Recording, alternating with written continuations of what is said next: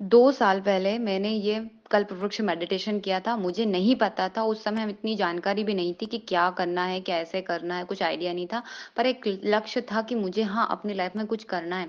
तो ठीक वैसे ही ये वे सभी लोग जो अपनी लाइफ में कुछ बेस्ट करना चाहते हैं, पर उनको रास्ता नहीं दिख रहा है, उनको मार्गदर्शन नहीं, तो छोटी-छोटी चीज़ों से आप अपनी लाइफ में अच्छा कर सकते हैं। मतलब मैंने जो किया है, तो मेरा ये पर्पस है कि सभी लोग अपनी लाइफ में उठें। क्योंकि ईश्वर ने सबको कुछ ना कुछ वरदान दिया है। कोई भी ऐसा बंदा अकेला ऐसा नॉर्मल नहीं हुआ कि जिसको कुछ ना आता हो। तो कल्प वृक्ष मेडिटेशन वैसा ही है, जो अपनी डिज़ायर आप पूरी कर सकते हैं।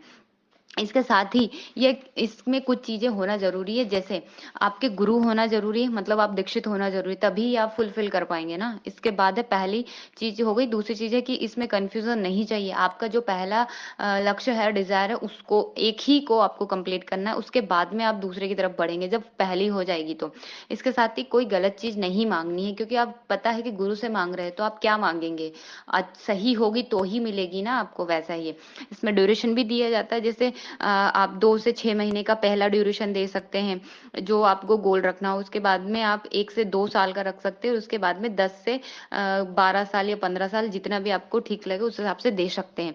तो ये कल्प वृक्ष मेडिटेशन बहुत पावरफुल है, सभी को करना चाहिए। नमस्कार दोस्तों, मैं प्रज्ञा आपका हार्दिक स्वागत करती हूँ अपने प्रोग्राम में। दोस्तों, मेरा व्हाट्सएप नंबर, यदि किसी को भी कुंडली से रिलेटेड जानकारी चाहिए, कुंडली बनवाना हो, तो आप इस पे संपर्क कर सकते हैं, और इसके चार्जेस है। और यदि मेरा प्रोग्राम आपको अच्छा लग रहा है तो लाइक करें, शेयर करें, प्लीज सब्सक्राइब जरूर करें। जैसे यंग एज है, जिन विद्यार्थी ये स्टूडेंट लाइफ में है, उनको ये जरूर करना चाहिए। हो सकता है उनके डिजायर हो कि मैं ऑल इंडिया टॉपर आना चाहता हूँ, तो मेहनत तो करते हैं, पर मेहनत के साथ यदि ये वाला मेडिटेशन में अपने डिजायर रख कर फुलफिल करते हैं ना, तो उनके रिजल्ट उनको डबल गति से मिल जाते हैं, वही चीज। और इसके साथ ही जैसे शास्त्रों में बताया गया है कि कल्प वृक्ष, जो कल्पना हम करते हैं, वो उस वृक्ष के सामने हम बैठे, जो हम मन में सोचे और वो हमारे सामने आ जाए, ऐसा शास्त्रों में बताया है। और ये इसी को ही कल्प वृक्ष बोलते हैं। मतलब ये कल्प वृक्ष है, तो ये जो भी मांगे हमें मिल जाए, तो कैसे मिले इस भौतिक लाइफ में। तो सारा खेल है जो लक्ष्य डिजायर को पाने के लिए है। तो ये क्या हमारी दुनिया में भी है? तो ये है हमारी दुनिया का सबकॉन्शियस माइंड। जो भी आप चाहते हैं ना, तो कमांड उसको दे सकते हैं। और जैसे 24 घंटे हम लॉजिकल माइंड में रहते हैं, सारी दुनिया इसी में पड़ी रहती है। आपने अपने मन को कभी जानने की कोशिश ही नहीं की, वो हमेशा ही भटकता रहता है। यदि आप ये सोच लेंगे कि मुझे अपनी लाइफ में कुछ करना चाहिए, मैं क्यों पैदा हुआ हूँ, तो सच में खुद से खुद एक बार जान जाए कि हाँ, मेरा जीवन व्यर्थ नहीं जाना चाहिए।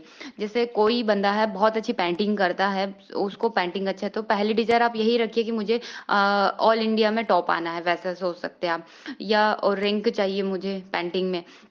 जैसे किसी का डांस है, तो अपनी जो डिजायर है, पहले एक ही डिजायर रखिए। कल्प वृक्ष मेडिटेशन जो सदगुरु जग्गी वासुदेव ने बनाया है, उन्होंने ही कमांड दी, और रियल में बहुत पावरफुल है। 30 मिनट का मेडिटेशन है, सफलता के लिए, या फिर जिसको शांति चाहिए उसको, जिसको प्रेम चाहिए, जो भी आपकी डिजायर या कमांड आप देंगे, वैसे ही आपकी लाइफ में फुलफिल धीरे धीरे होने लग जाएगी। इसमें ड्यूरेशन का समय रहता है, खास खेल तो उसी का रहता है। और उसमें शक्ति का यूज करते हैं, मन का। मन मतलब सोच लिया, सारी सिंपल सी बात है, मन एक रास्ते पर चलने लग गया, एकाग्र हो गया, तो आप क्या नहीं कर सकते। मन ही तो है हमारा जो भटकाता है कि कल कर लूंगा, अभी रहने देता हूँ, अभी तो नींद आ रही है मुझे। आगे बढ़ने से रोकता कौन है? सारी कमजोरी हमारे मन की है, जो हमारे कंफर्ट जोन से हमें बाहर जाने ही नहीं देती है। सीधा इसमें क्या होता है, आपको ये डिज़ायर कंफर्ट ज़ोन छोड़ना पड़ेगा, तभी आपकी डिज़ायर फुलफ़िल होगी यहाँ पे। इसमें जो मेडिटेशन है, उसमें सीधा बैठने को कहा जाता है। मतलब आपको ज़बरदस्ती नहीं करना है, एकदम शांति से रिलैक्स होके बैठना है। यदि आप सहारा लेके बैठना चाहते हैं, तो सहारा लेकर ही बैठ सकते हैं। तो इसको पीठ को स्थिर करवाया जाता है। इसके बाद जो मन है, उसको चलाया जाता है। जैसे हम घर से बाहर निकले, एक गार्डन होता है, फिर उस इसका मेडिटेशन का बता रही हूँ मैं आपको, उसमें क्या-क्या करवाया जाता है, थोड़ा बहुत वैसा। तो घर के बाहर एक गार्डन है, उसमें फिर हम धीरे-धीरे कुछ फीट ऊपर उठना लगते हैं, जैसे 1 फीट, फिर 100 फीट, फिर ऐसे 500, ऐसे-ऐसे करके ऊपर उठते चला जाते हैं, और एक समय के बाद हवा की दिशा में हम बहने लग जाते हैं। वहाँ रियली में इस मेडिटेशन में करते समय बहुत आनंद आता है। इसके बाद इसमें क्या करना है कि एंडिंग टाइम पे आप उड़ते चले जाएँगे, फिर आपको एक कुटिया दिखेगी, जहाँ आपके गुरु वहाँ बैठे रहेंगे और आपको आशीर्वाद के रूप में वो प्रकाश की किरणें आपके फ़ॉरहेड पे डालेंगे। जिस उस समय आपको अपने डिज़ायर वहाँ पे माँगना है। गुरु की ग्रेस की सहायता से वो डिज़ायर हमको मिलती है, उसे पा सकते हैं हम। और इसके बाद वापस आपको गुरु के द्वारा जो वरदान दिया है, तो वापस वहीं से फिर से लौटना पड़ता है, स्टेप बाय स्टेप वापस हमें उड़ के उतनी-उतनी फीट हम जितने चढ़े थे, उतनी फीट हमें वापस नीचे जाना पड़ता है। और कहते हैं ना, सपनों के लिए पागल होना पड़ता है।